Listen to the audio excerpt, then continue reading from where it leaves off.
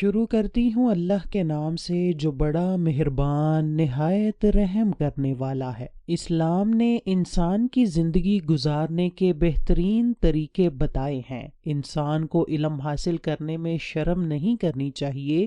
انسان کو دین کے کاموں میں بڑھ چڑھ کر سیکھنا سکھانا چاہیے۔ اکثر عورتیں طہارت کے بارے میں علم نہیں رکھتی اور نہ ہی جانتی ہیں کہ ان پر کب غسل واجب ہوتا ہے اور جس کی وجہ سے وہ ناپاک ہی رہتی ہیں۔ یہاں تک کہ عبادات بھی ناپاکی کی حالت میں ہی صرف وضو کر کے ہی کر لیتی ہیں، جس کی وجہ سے وہ ثواب کی بجائے الٹا گناہ حاصل کرتی ہیں۔ آقا و دو جہاں حضرت محمد صلی اللہ علیہ وسلم نے انصار کی عورتوں کی تعریف کرتے ہوئے فرمایا ہے کہ انصار کی خواتین بہت ہی اچھی اور سمجھدار ہیں۔ یہ حیا اور دین کا علم حاصل کرنے میں شرم محسوس نہیں کرتی ہیں۔ وہ ہر مسئلے کو بلا جھجک پوچھ لیتی ہیں۔ جب کوئی بھی انسان قرآن پاک کی تعلیمات کے مطابق زندگی بسر کرنا شروع کر دے تو اس کے لیے بھلائی کے راستے کھل جاتے ہیں، ان کی خود کی زندگی بھی آسان ہو جاتی ہے اور دوسروں کے لیے وہ بھلائی کا ذریعہ بن جاتا ہے۔ حضرت ام سلیم رضی اللہ تعالی عنہا سے مروی ہے کہ میں نے آقا و دو جہاں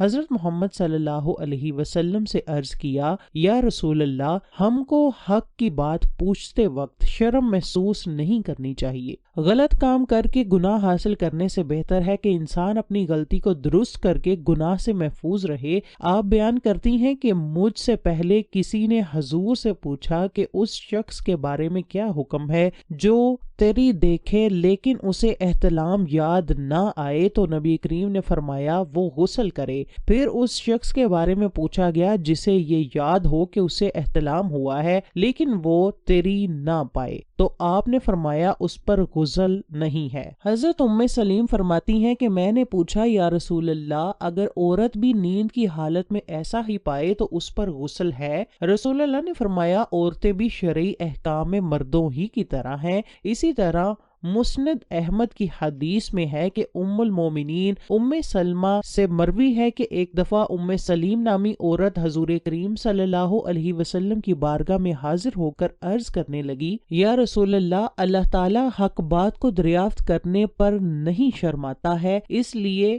میں آپ کے پاس یہ بات دریافت کرنے کے لیے پیش ہوئی ہوں کہ جب کسی بھی عورت کو احتلام ہو جاتا ہے تو عورت پر غسل واجب ہو جاتا ہے۔ ام سلیم کی بات سن کر حضور کریم نے مسئلہ بتایا کہ جب کوئی بھی عورت اپنے کپڑوں کو گیلا محسوس کرے تو اس پر غسل واجب ہو جاتا ہے۔ یہ باتیں سن کر ام سلمہ نے شرم محسوس کی اور سوال کیا، یا رسول اللہ، کیا عورت کو بھی احتلام ہوتا ہے؟ نبی کریم نے اس عورت کو فرمایا کہ عورت کو بھی احتلام ہوتا ہے، یہی وجہ ہے کئی بچے اپنی ماں کے مشابہ ہوتے ہیں۔ یہاں مزاج کا فرق ہو سکتا ہے کہ کچھ عورتوں کو لیکوریا کی بیماری بھی ہوتی ہے، وہ اس بہاؤ کو احتلام کے ساتھ نہ جوڑیں۔ جب عورت صبح اٹھے تو اس کو یقین ہو جائے کہ اس کو احتلام ہوا ہے تو اس پر تب غسل واجب ہے۔ عورت پر اس وقت غسل واجب ہوتا ہے جب اس کو یقین ہو جائے کہ اس کو احتلام ہوا ہے، ورنہ اس کا غسل کرنا لازم نہیں ہے۔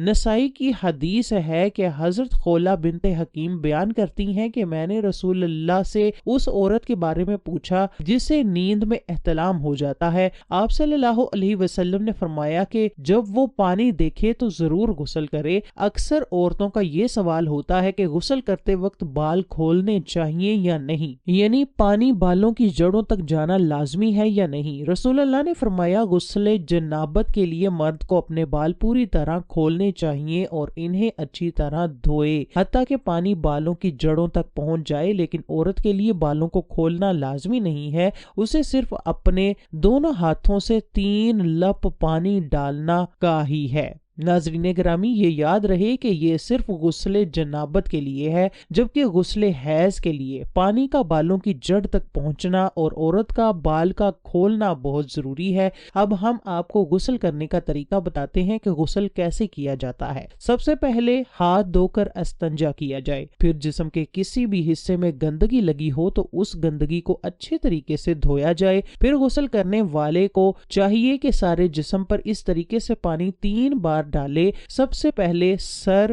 پھر دائیں کندھے، پھر بائیں کندھے، پھر جسم پر پانی ڈال کر جسم کو مل مل کر دھویا جائے۔ غسل میں 3 چیزیں ضروری ہیں۔ نمبر 1، سب سے پہلے کلی کرنا۔ نمبر 2، ناک میں پانی ڈالنا۔ نمبر 3، پورے جسم پر پانی ڈال کر اس کو مل مل کر دھونا کہ غسل کرنے والے کے جسم کا کوئی بھی بال خشک نہ رہے۔ اگر انسان کے جسم کے کسی بھی حصے پر کوئی بال خشک رہ جائے تو اس کا غسل جائز نہیں ہوگا۔ ناک اور کان کے لوح تک پانی لے کر جانا بھی بہت ہی ضروری ہے۔ اگر غسل کرنے والے کی انگلی میں کوئی انگوٹھی یا پھر کوئی چھلا وغیرہ ہے تو اس کو اتار لینا بہتر ہے۔